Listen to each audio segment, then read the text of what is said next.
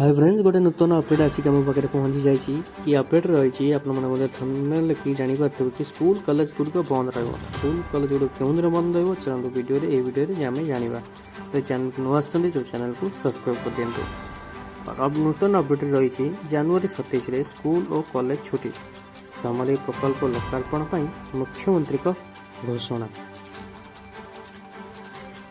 साधारणतः नजर पकड़ा डिटेल्स रे कौन रही आज नूतन अपडेट। आसंता 27 तारिख में मुख्यमंत्री नवीन पट्टनायक समलेई प्रकल्पर लोकार्पण करेंगे। से 27 तारिख को राज्य सरकार छुट्टी घोषणा कर समस्त स्कूल और कॉलेज बंद रहा। पूर्व गत 17 तारिख में लोकार्पित होता श्रीमंदिर परिक्रमा प्रकल्प राज्य सरकार छुट्टी घोषणा करते।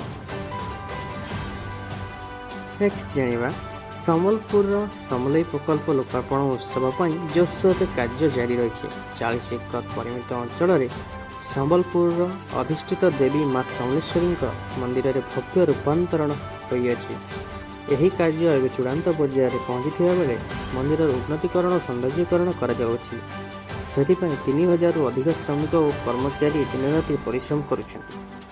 तो ये था नूतन अपडेट्स। तो आप जापारे कि 27 तारिख दिन आमर समलेश्वरी भव्य मंदिर रूपांतरण होगापी स्कूल और कॉलेज गुड़िक ओडिशार समस्त स्कूल कॉलेज छुट्टी घोषणा कराई। तो वीडियो को लाइक कर दिंतु और चैनल को सब्सक्राइब कर दिंतु और वीडियो टी शेयर करने को भूलु।